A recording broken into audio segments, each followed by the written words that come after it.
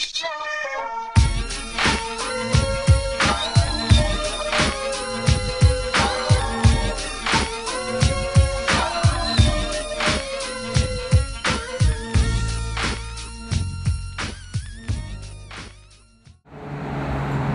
Archangel, the name of the album, the concept of the album, like, what does it mean to you?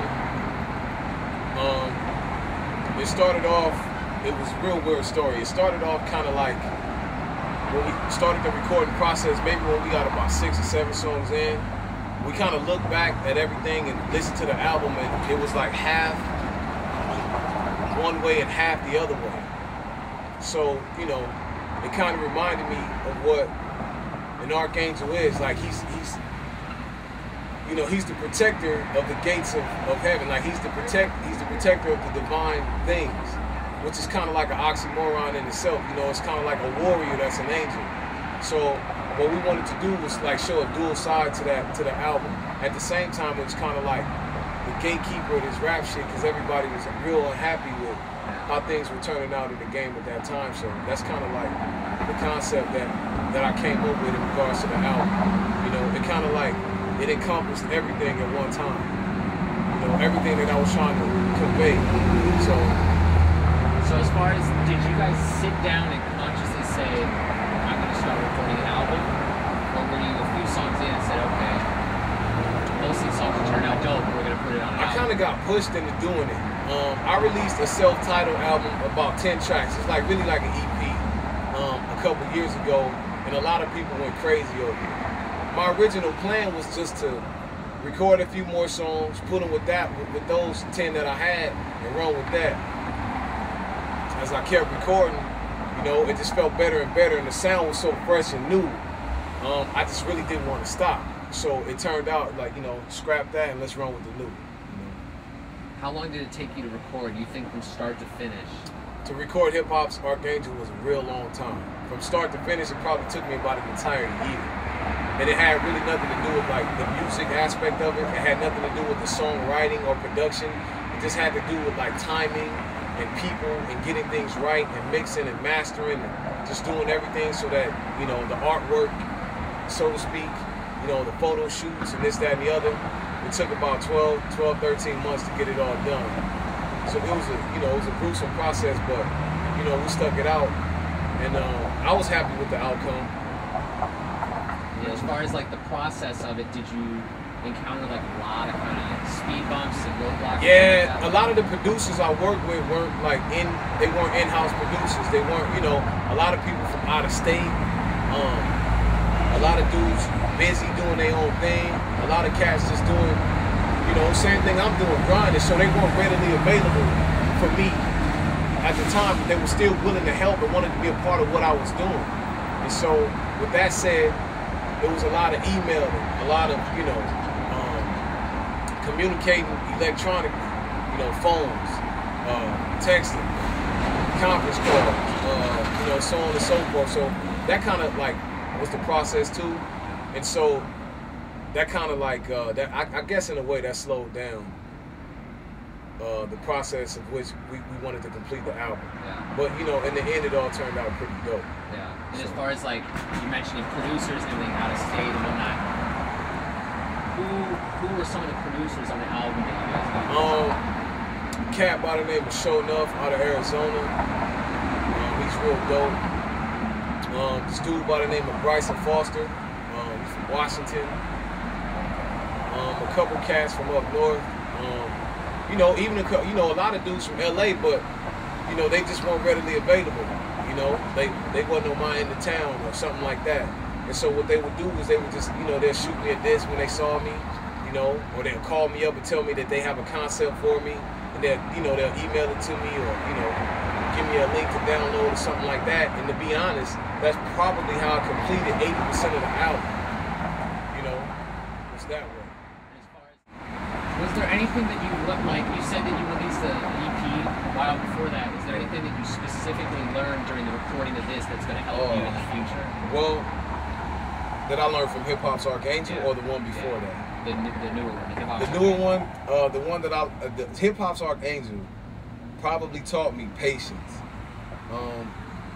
it's my most creative work that I've ever done. I stretch the limits.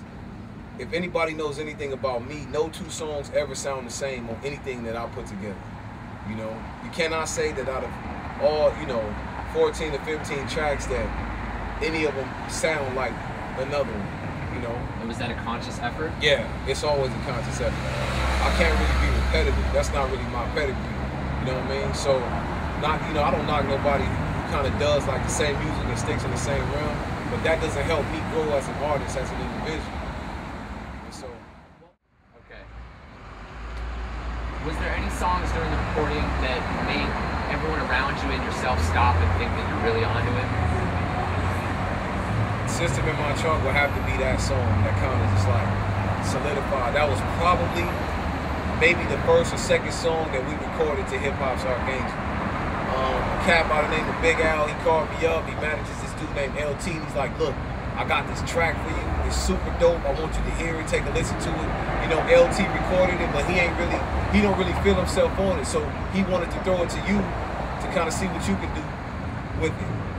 They emailed me the track, I heard it. Enough said, let's go. So what happened was I wrote the track and it was real dope. But I'm real conscious when it comes to sounding repetitive about things or overdoing something. So my dude Care Less was in the studio with me. And so I hollered at him like, yo man, you should get on this track with me, it's hot. He listened to it. Enough said, he was on it. So, next thing you know, we got with Vanezzi, we recorded it, it was a banger. And everybody we played it for to this day, old, young, 8 to 80, blind, crippled, and crazy, they own it, you know what I'm saying? So what are some other songs off the album that made you think still that your sound was different? You said no songs sound the same. System in My Trunk, and then what's another one that you think shows a different side of you but still is On the Wire. On the Wire? Yeah. That shows like a different side. Produced by a cat named Ty Steves. It's featuring a singer named B. Rivers. Those cats, it's the same concept, they put something together and they had an idea in mind for me, and he shot it to me, and it was just super dope, man, and I just ran with it. How did I Get the Paper come about? I was doing some work with this cat named D. Hart. He used to produce for Death Row back in the day and stuff like that. And he's working with this young producer out of Long Beach named Reese, called him Pro Reese, and we was doing some work on like some other stuff, and they wanted me to get on a couple things, and that was one of the tracks that he had given me. And when I heard it, I just couldn't believe it. Like, I couldn't believe that fell into my lap. You know what I mean? And so it forced me to have to respond to a track like that. Like, I had to elevate my game. And until then, I had never done a flashy track, so to speak. You know what I mean? Like, that's just straight flossing, flaunting everything. That really wasn't my style. But to have to step up to the challenge and do it, that was a real dope thing to do. Feel like. Yeah. What's your favorite song to perform off of that album? I Get the Paper. Why? It's people's response to it. Like the whole, you don't even have to ask people to respond to that hook. They just start singing it. I get the pay. Everybody want to get money. That's what make the world go round. You know what I'm saying? We all wake up every day with that on our mind. How to get more dollars than we had yesterday. That hustler's mentality. Grind to go home. So that I Get the Paper is kind of like it's like the anthem for that type of stuff. Are you a believer in every situation turns into another one? Do you think it goes sour? Yeah, I'm a true believer in that. I have to be at this point. I probably wouldn't be sitting here today if I didn't believe that. My failures, my successes, they all got me sitting right here in front of me.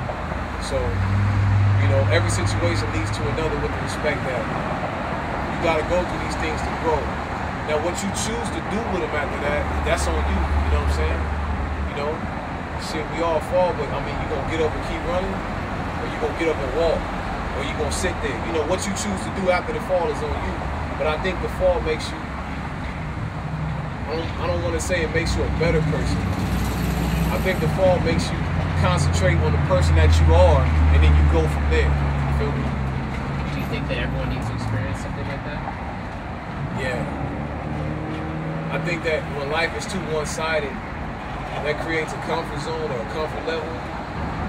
That's a recipe for disaster. You know what I mean? I think when you become content with kind of like working at a slow pace, or when you become content with doing nothing, that's a recipe for disaster. Do you think that's what a lot of people are lacking? I don't know I think a lot of people are lacking effort. You know, straight up. It's just too easy. And to be straight up, I say it. Like, I'm not afraid to. A lot of these artists, man, they just do what the fans tell them to do, which I don't blame them. This is a business. Things that are commercially viable work. Things that are feasible work. But what these artists don't understand is that the fans will do what you tell them to do. You know? They only loving this type of music, which I'm not knocking. I like some of it. But they only loving it so much because they being force-fed this type of music. If you force-feed them something else, hell, they'll love that. You know, so I'm a true believer, and you just keep doing what you do. You keep telling them what you want to tell them. Along with, you know, evolving with the times, nothing stays the same. You know what I'm saying? But you keep doing what you do. You keep making what you want to happen, and then they'll follow. Like, they'll see that energy, and they'll want to be a part of it. So you know? Hip-hop archangel. Hip-hop's archangel, man. You know what I'm saying? Straight up and down. I think it encompasses both the slow pace side of my life and the fast pace, you know what I'm saying? The street and the regular, you know what I mean? Kind of like, you know, the corporate and the thug portion, or, you know, for lack of better terminology, just, you know, it just encompasses everything. And I think when people hear it and when they feel that energy, they'll know. Do you think that's the biggest compliment that you can receive, is that someone would just respect you for saying you and being you on every record? I think the biggest compliment you can receive, other than somebody saying thank you for being you, is them saying thank you for being you. You helped me be me. You dig it? When they feel like you touched them and it helped them as a person, as an individual, be who they are, that's the biggest compliment. You know? I feel like that's probably the problem with music today. Like, people just run from who they are naturally. You know, to be something that they think society wanted to be. When you look at the people who got all the longevity and most of the respect in the game, they people who stay true to them within. It's not rocket science, you know what I'm saying? It's there for you to see. Look at everybody with longevity. Look at all the like the giants in the game, man. You know? 99% of them stay true to who it is that they were. And that's why they're still relevant today.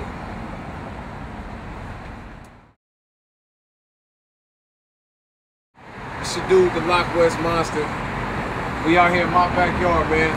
Los Angeles, California. We love Cali where we from. Hip-hop's archangel. Y'all know the name of the game. It's your dude, LockWest. It's West Coast hip-hop. It's hip-hop, purity at its finest. You dig it?